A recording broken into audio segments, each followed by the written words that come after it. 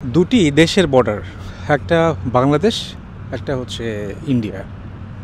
তো আমরা যখন বাংলাদেশ এবং ইন্ডিয়া এই বর্ডার নিয়ে কথা বলি বা এটা মাথায় আসে, তখন আমরা চিন্তা করি কি বা সাধারণত কি হয়। তো বাংলাদেশ ইন্ডিয়ার বর্ডারের কথা আসলে প্রথমে আমাদের মাথায় আসে যে এখানে বাংলাদেশ থেকে ইন্ডিয়াতে যাওয়ার জন্য অবৈধভাবে মানুষ ভিড় করে আছে ধরনের সাধারণত। আর আরেকটি যে বিষয় যে আমরা জানি ভারত থেকে যে পণ্যগুলো বাংলাদেশে নিয়ে আসার জন্য ভিড় করে বা চেষ্টা করে চোরাচালান যারা করে আর কি, এটা আমরা ছোটো থেকেই দেখে আসছি। এবং বাংলাদেশ থেকেও চোরাচালান করে যারা অবৈধ কারবারি আছে তারা ইন্ডিয়াতে অনেক কিছু নিয়ে যাওয়ার জন্য চেষ্টা করে। আরেকটি যে বিষয় লক্ষণীয় যেটা আমরা দেখি যে বাংলাদেশের বর্ডারে বিজিবি, ইন্ডিয়ার বর্ডারে বিএসএফ। আরও কিছু ঘটনা ঘটে, সীমান্তে হত্যা। তো আমি বাংলাদেশ এবং ইন্ডিয়ার বর্ডার নিয়ে কথা বলার কারণ হচ্ছে আমি যেখানে আছি আমেরিকার একটি বিখ্যাত জায়গা নায়াগ্রা ফলস। আমি নায়াগ্রা ফলসে নাই, কিন্তু নায়াগ্রা ফলস হচ্ছে এখান থেকে হয়তো 10 মাইল হবে, তার একটু দূরে আছে এই দিকে। তো এখন এখানে কেন বা এটা বলার উদ্দেশ্য কী, আমি যেখানে দাঁড়িয়ে আছি এখান থেকে ঠিক 1 কিলোমিটারও হবে না, দেখা যাচ্ছে ওই যে পেছনে যেই ঘরগুলো, 1 কিলোমিটারও হবে না। এই এতটুকু জায়গার মধ্যে আছে ব্রিজ 2টা, তারপরে ওই দিকে আছে। আর চাইলে, সবচেয়ে বড় কথা হলো চাইলেই ইচ্ছে করলে কেউ সাঁতরাইও যেতে পারে এদিক দিয়ে।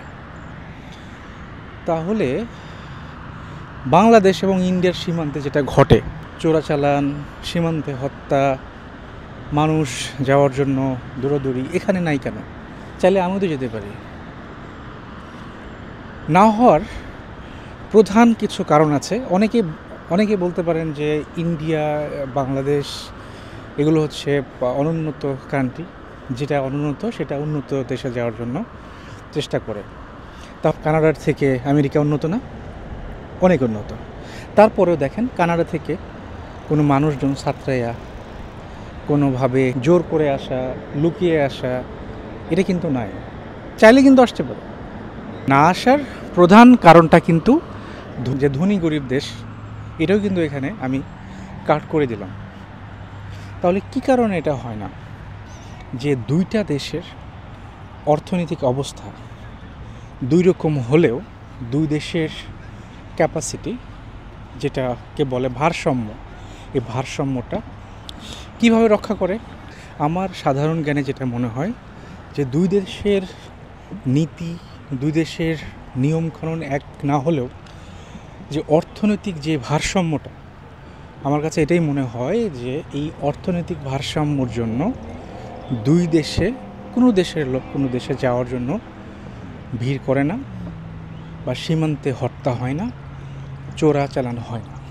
তাহলে ভারসাম্যটা যদি ঠিক থাকে, কোনো দেশের নীতি যদি কোনো দেশের নীতির সাথে প্রায় সামঞ্জস্য থাকে, কাছাকাছি থাকে, তাহলে আমার মনে হয় কোনো দেশ থেকে কোনো দেশে মানুষ যাওয়ার জন্য কোনোভাবেই চেষ্টা করবে না, সেটা অবৈধ পথে হোক বা বৈধ পথে হোক। যেমন আমাদের দেশটা ধরেন বাংলাদেশ, আমি আমেরিকাতে আসছি, আমি আমেরিকাতে আমার জীবনটা করতেছি। কেন করতেছি? রিজনটা কি? এই তো যে অর্থনৈতিক ভারসাম্য। আমাদের দেশে আমি যে 8 ঘন্টা কাজ করলে আমি যে পারিশ্রমিক পাবো, এই দেশে 8 ঘন্টা কাজ করলে কিন্তু সেই পারিশ্রমিক না, তার চেয়ে অনেক অনেক অনেক অনেক অনেক বেশি। বাংলাদেশে যেমন সারাদিন একটা মানুষ কাজ করে 500 থেকে 1000 টাকা পায়, আর এখানে 8 ঘন্টা কাজ করে বাংলাদেশি টাকার মিনিমাম 20,000 টাকা পাবে। তাহলে কি হলো? অর্থনৈতিক ভারসাম্য যদি একে অন্যের দেশের সাথে প্রায় এক হয়ে যায়, যদিও এক দেশ ক্ষমতায় ধর অনেক বেশি হতে পারে, তারপরে ওই দেশ থেকে মানুষ আসবে না। যেমন কানাডাতে যদি কেউ চাকরি করে, কানাডা এবং আমেরিকার যেই পারিশ্রমিকটা প্রায় কিন্তু কাছাকাছি।